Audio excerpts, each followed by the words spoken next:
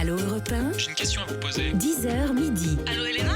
Elena Morna. On commence comme chaque jour par l'actu santé du jour avec Isabelle Quenin et Mélanie Gomez. Bonjour les filles. Bonjour Elena. Bonjour tout le monde. Et alors cette info surréaliste, Isabelle, une info qui nous vient du Vietnam. Mais où sont passés les ciseaux ? Oui. Alors ça fait carrément le titre d'une pièce de boulevard, mais c'est ce que l'on a pu voir lors d'une échographie réalisée dans un hôpital près de Hanoï. Des ciseaux de 15 cm dans le ventre d'un homme de 54 ans. Alors pourquoi ? Eh bien parce qu'il avait été opéré à la suite d'un accident d'auto il y a 18 ans. On est en 1998 et les chirurgiens ont oublié les ciseaux à l'intérieur. Oups, le patient se plaignait de maux de ventre et après avoir éliminé plusieurs pistes, on a fini par procéder à cette échographie. Et ça, c'était très étonnant parce que, en fait, depuis 18 ans, il se nourrissait sans problème, il buvait sans problème non plus. 3 heures d'opération ont été nécessaires pour enlever les fameux ciseaux.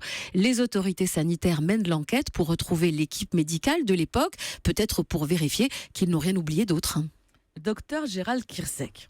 Est-ce qu'on- Oublier sa paire de ciseaux dans le ventre du monsieur. Ah, ça c'est un mythe et c'est la peur. Alors, ça arrivait il y a quelques années et ça arrivait alors, pas tellement avec les ciseaux, mais ça peut arriver avec des instruments chirurgicaux ou avec des compresses. Ça ne peut plus arriver parce que maintenant il y a des procédures de vérification, de recomptage. Les infirmières, assistantes de bloc Elles doivent opératoire, compter le elles nombre recomptent d'accessoires. le nombre de ciseaux, etc. Et les compresses, il y a un petit truc sur les compresses, c'est que maintenant il y a un petit liseré qui est radio-opaque. Ça veut dire que on peut, alors non seulement on les compte en paire opératoire, mais en plus on peut rapidement avec une radio voir s'il y a quelque chose qui a été oublié parce qu'on voit la compresse maintenant. Donc maintenant, on ne peut plus oublier. On poursuit avec vous Mélanie et cette info qui fait la une donc de l'actualité depuis ce matin. Vous ne trouverez plus du Vestérol D en pharmacie comme l'ont annoncé la ministre de la Santé et l'agence du médicament ce matin. Le produit va donc être retiré du marché ? Et oui Elena, c'est une mesure de précaution selon les autorités sanitaires. Néanmoins, en pratique, ça va prendre quelques jours. Le laboratoire concerné sera d'abord entendu dans ce qu'on appelle la phase contradictoire. Mais a priori, ça ne devrait pas changer la décision. Tous les lots de médicaments présents actuellement dans les pharmacies seront rappelés. En revanche, l'Uvestérol devrait continuer d'être utilisé en milieu hospitalier, notamment pour les prématurés. Les précisions du professeur Patrick Tougnan, chef du service de nutrition pédiatrique à l'hôpital Trousseau. Il n'y aura absolument aucun risque de donner ni de l'Uvestérol B ni de l'Uvestérol ADEC, même chez des nouveau-nés à l'hôpital, parce que les médecins, les infirmières savent donner, sauront les surveiller. Et répétons-le, c'est un accident tout à fait exceptionnelissime, puisque des centaines de millions d'enfants ont reçu de la vitamine D et c'est le premier décès. Donc que tous les parents se rassurent et continuent à donner de la vitamine D tous les jours à leurs enfants.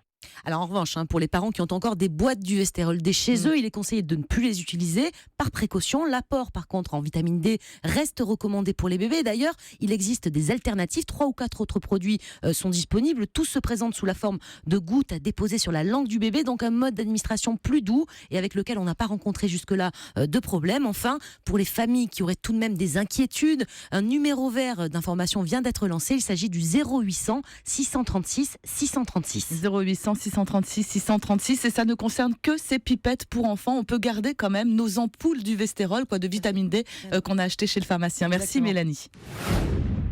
Et on termine avec le chiffre du jour, Isabelle. 30 000 personnes, Elena, du campus de l'Université de Dijon sont concernées par une campagne de vaccination sans précédent suite aux 3 cas de méningite, dont 2 mortels, qui ont été diagnostiqués. Alors, le médecin inspecteur de l'agence régionale sanitaire se veut rassurant et précise qu'on n'est plus dans l'urgence, mais bien dans des mesures préventives.